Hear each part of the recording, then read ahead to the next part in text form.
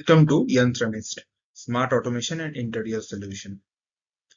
और आज हम बात करने वाले हैं एक ऐसी टेक्नोलॉजी के बारे में जो मॉडर्न इंडस्ट्री की बैकबोन बन चुकी है, दैट इज इंडस्ट्रियल ऑटोमेशन। चाहे ऑयल रिफाइनरी हो, पावर प्लांट हो, केमिकल इंडस्ट्री हो या मैन्युफैक्चरिंग फैसिलिटी, ऑटोमेशन आज प्रोडक्टिविटी, सेफ्टी और रिलायबिलिटी के सभी इंपॉर्टेंट पिलर है। तो चलिए समझते हैं इंडस्ट्रियल ऑटोमेशन आखिर है क्या।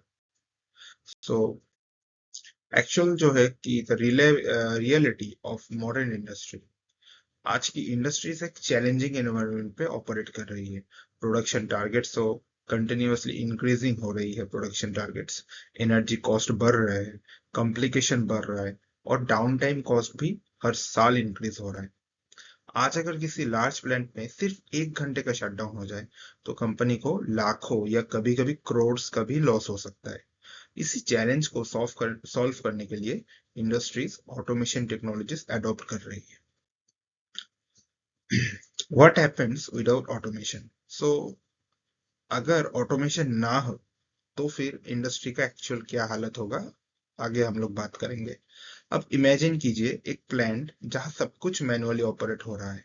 ऑपरेटर्स मैनुअली वाल्व ऑपरेट कर रहे हैं, पंप्स मैनुअली स्टार्ट स्टॉप कर रहे हैं और प्रोसेस पैरामीटर मैनुअली मॉनिटर कर रहा है। ऐसे एनवायरनमेंट में एक छोटी सी ह्यूमन एरर भी इक्विपमेंट डैमेज कर सकती है, प्रोडक्ट को लॉस कर सकती है, प्रोडक्शन डिले हो सकता है या सेफ्टी इंसिडेंट का भी रीजन बन सकता है। और इसीलिए मॉडर्न इंडस्ट्रीज का मैनुअल ऑपरेशन से ऑटोमेटेड ऑपरेशन की तरफ शिफ्ट कर रहा है। What is industrial automation? Simple word में अगर हम लोग समझे, इंडस्ट्रियल ऑटोमेशन का मतलब है इंडस्ट्रियल प्रोसेस को ऑटोमेटिकली मॉनिटर और कंट्रोल करना using sensors, controllers, software systems और कम्युनिकेशन नेटवर्क से। ऑटोमेशन का पर्पस मैन पावर को रिप्लेस करना नहीं है, जो कि हम लोग सोचते हैं कि आज के डेट पे कि जो भी मॉडर्न टेक्नोलॉजीज आ रहा है कि वो जो भी वर्कर्स से या फिर इंजीनियर्स से उनको तो रिप्लेस करता है, बट ऐसा एक्चुअली नहीं है। ऑटोमेशन का पर्पस है प्रोडक्टिविटी इंप्रूव करना, सेफ्टी इंक्रीज करना और ऑपरेशंस को स्मार्टर बनाना। जो भी हम लोग प्रोसेस ऑटोमेशन में कर रहे हैं तो वो और भी फास्ट हो सकता है और प्रोडक्टिविटी अच्छा दे, इसीलिए हम लोग ऑटोमेशन का इस्तेमाल करते हैं। और डे बाय डे हम लोग का जो भी इंजीनियर्स है वो भी ऑटोमेशन की तरफ ही ट्रेंड हो रहा है। ऑटोमेशन पिरामिड को हम लोग थोड़ा समझते हैं। हम्म, ये इंडस्ट्रियल ऑटोमेशन आर्किटेक्चर को समझने का अर्लीस्ट वे है। सबसे नीचे होता है फील्ड इंस्ट्रूमेंट लेयर। यहाँ सेंसर प्रोसेस की एक्चुअल इंफॉर्मेशन कलेक्ट करते हैं। उसके ऊपर होता है पीएलसी और आरटीयू लेयर। ये प्रोसेस डाटा को एनालाइज करके कंट्रोल डिसीजंस एग्जीक्यूट करता है। उसके ऊपर है स्काडा, जो ऑपरेटर को कंप्लीट प्लान विजिबिलिटी प्रोवाइड करता है। और सबसे टॉप पे है ईआरपी सिस्टम्स, जो बिजनेस लेवल प्लानिंग और मैनेजमेंट एक्टिविटीज हैंडल करता है। ये सभी लेयर मिलके एक इंटेलिजेंट इंडस्ट्रियल इकोसिस्टम क्रिएट करती है। अभी बात करते हैं हम लोग इंस्ट्रूमेंट लेयर के बारे में। ऑटोमेशन की फाउंडेशन होता है ये इंस्ट्रूमेंटेशन। अगर मेजरमेंट एक्यूरेट ना होगी तो कंट्रोल भी एक्यूरेट नहीं होगा। कॉमन इंडस्ट्रियल इंस्ट्रूमेंट है pressure transmitter, flow meters, temperature transmitter और लेवल ट्रांसमीटर्स। ये डिवाइसेस जो है ये कंटिन्यूअसली प्लांट के क्रिटिकल पैरामीटर्स मॉनिटर कर सकते हैं। इसीलिए इंस्ट्रूमेंटेशन को ऑटोमेशन सिस्टम की आईज एंड ईयर्स जाना जाता है। अभी अब बात करेंगे कंट्रोल लेयर्स के बारे में, जो कि मेनली रिलाई करते हैं पीएलसी टीसीएस के ऊपर। तो पीएलसी टीसीएस एक्चुअली है क्या, तो वो भी थोड़ा सा हम लोग ये इंट्रोडक्टिव वीडियो में समझते हैं। इसके बारे में हम आगे भी डिटेल में बात करेंगे। तो पीएलसी यानी programmable logic controller, mainly machine control application में यूज होता है, जैसे मैन्युफैक्चरिंग, पैकेजिंग, वाटर ट्रीटमेंट। दूसरी तरफ हो गया आपका डीसीएस, यानी distributed control system, large process industries में यूज होता है ये बेसिकली, जैसे रिफाइनरीज हो गया, पावर प्लांट्स और केमिकल इंडस्ट्रीज। पीएलसी मशीन को कंट्रोल करता है, जबकि डीसीएस पूरा प्रोसेस को मैनेज करता है। अभी हम बात करेंगे स्काडा लेयर्स के बारे में। स्काडा यानी supervisory control and data acquisition, ये सिस्टम ऑपरेटर को रियल टाइम मॉनिटरिंग प्रोवाइड करता है। स्काडा की हेल्प से ऑपरेटर कंट्रोल रूम से ही प्लांट की कंप्लीट स्टेटस मॉनिटर कर सकता है, अलार्म्स देख सकता है, हिस्टोरिकल ट्रेंड्स एनालाइज कर सकता है और रिमोट ऑपरेशन परफॉर्म कर सकता है। जो अभी हम लोग पहले बात कर रहे थे कि मैनुअल में मोटर को स्टार्ट करता है ऑपरेटर फील्ड में जाके, या फिर कुछ भी जो भी इक्विपमेंट है उसको मैनुअली ऑपरेट करता है, वो पूरा स्काडा से ऑपरेटर एक कंट्रोल रूम में बैठ के पूरा फंक्शंस को ऑपरेट कर सकता है। सिंपल वर्ड्स में स्काडा प्लांट के डिजिटल डैशबोर्ड है।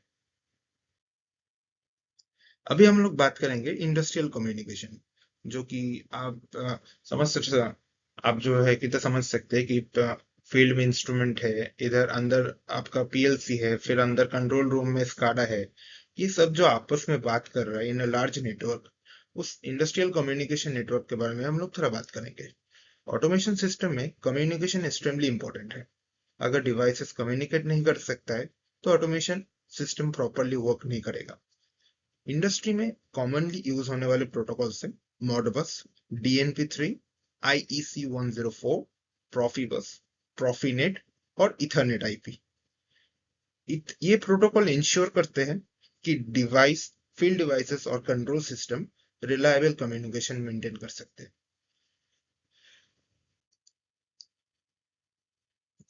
अभी हम लोग एक ऑयल एंड गैस का एक एग्जांपल ले लेते हैं एज अंडरस्टैंडिंग द ऑटोमेशन।